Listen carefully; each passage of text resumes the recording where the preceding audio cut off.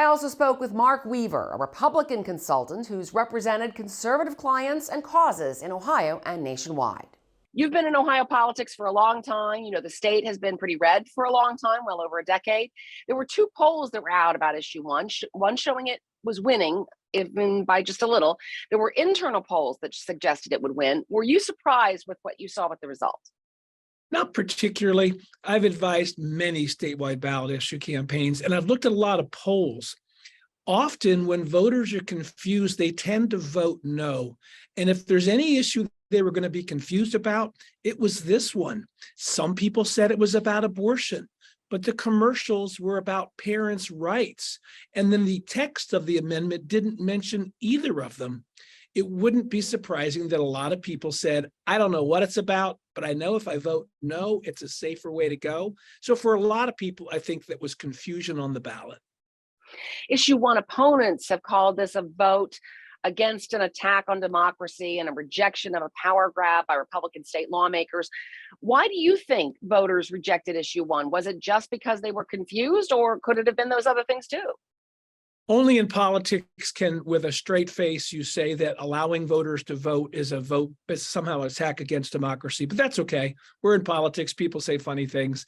Listen, every time you have a ballot issue, different people vote for different reasons. For some people, that small slice of people for whom abortion, pro or con, is the number one issue, they obviously voted about abortion. For others, they want to have a lower standard for about changing the Constitution by amendment. And yet others probably were annoyed with the August election. So I think the no voters probably were in several different camps. The rural counties were the yes counties, but the suburban counties were not. Many of those, such as Delaware, Lake, Geauga, Medina, have been won by Republicans for a while. It won by one vote in Butler County, which is a pretty red county as well.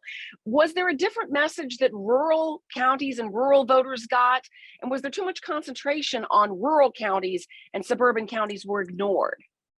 I would suspect this was more about turnout in suburban counties than the rural county. The no side had tens of millions of dollars, most of which will never be reported or seen. There's money to be made by the abortion industry. There's profits to be made. And so I think tens of millions of dollars was spent to turn out voters in the suburbs where they live closer to one another. It's easier to turn them out to vote no. It's harder to do that in a rural area where people are more spread out. Democrats are seeing this as a win and perhaps a crack in the Republican hold over Ohio. I want to ask you, as a Republican strategist, do you see it that way? Has the landscape, the political landscape in Ohio changed? Probably not. The Democrats will have a better case to make if they can ever get a Democrat elected statewide in the state. That is the best. They love to talk about gerrymandering. All of the office holders statewide are Republican. Sherrod Brown will lose next year. They have a few folks left on the Supreme Court who will likely lose this next time. We are now in a red state. When I first moved to Ohio, it was a purple state. It's now a red state. This issue one, I think, is more of an outlier and less of a partisan trend.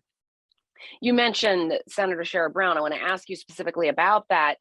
Does this map of the results that we got after this vote, especially looking at the Youngstown area, at the Toledo area, areas where Democrats have lost ground over the last couple of years, does this map give Democrats a roadmap to get Sherrod Brown reelected and to get statewide Democrats elected? Probably not. Any of the three Republicans running against Sherrod Brown can beat him. As Ohio has grown more conservative, Sherrod Brown has grown more liberal. He votes with Bernie Sanders. He doesn't represent Ohio. The Mahoning Valley will vote against Sherrod Brown. That used to be where he would get his votes. That won't happen. He'll get votes in the blue counties and the big cities, and he will be the former senator of Ohio. Will Democrats, though, be able to use this map to try to reach out to those voters in counties where they used to have a stronghold but haven't anymore? Perhaps, but again, as I mentioned earlier, issue one was sort of a multiple reasons for voting no. Some were abortion, some were about the Constitution, some were confused. So the notion that that's a good proxy for Democrat voters, I just don't think that's true. You mentioned a little bit about the ads. There were millions of dollars worth of ads on both sides. There were also some mailers, a lot of focus by the yes side on the upcoming amendment on abortion rights, even though issue one didn't have anything to do with abortion itself. Tied into that message were messages about parental rights and gender transition surgery for minors, which doesn't happen in Ohio unless there's parental involvement and permission, and if it even does. Also, drag queens were brought into this. It appears people didn't buy those messages or were concerned and confused by those messages. Will we see similar messaging going forward into the fall? It was a bit of a bank shot in an election about how to amend the Constitution to talk about those things, but it will be front and center in November because the text of the amendment will be scrutinized by voters. And it doesn't just say that it gives a right to an abortion. Everybody should read the text. It says reproductive decisions, including but not limited to abortions. And that's a giant, I'm a lawyer, that's a giant loophole, including but not limited to. What else does that include? And one single Planned Parenthood doctor with one stroke of the pen can allow abortion all the way through the 9th month, or for a baby just because it's Down syndrome or because it's a girl. Those will be focused on in November. I don't think there was quite as much focus on that in August. There are reports that this vote and others like it have sparked soul searching in the pro-life, anti-abortion movement, with some activists suggesting there's room for compromise on abortion laws and restrictions. Others saying that there is no compromise acceptable. From what you know about the movement in Ohio, is that true? Is there this identity crisis going on? And if there is or isn't, could there be a change in Ohio's abortion laws that could make a difference in how Ohioans might vote this fall on the amendment? I don't normally thank people for questions, but you've been interviewing me for decades, years. This is why I like coming on your show. That's a smart question. I talk to reporters all the time. I get loaded, biased questions. That's a fair question, and I'll give you a fair answer. The pro-life community is kind of split. Some people think get everything you can, get the most restrictions, save as many babies as possible. Others say, let's work within what's real and what will be upheld by the courts. So I think it's a fair question to say, whether the pro-life movement and what's next.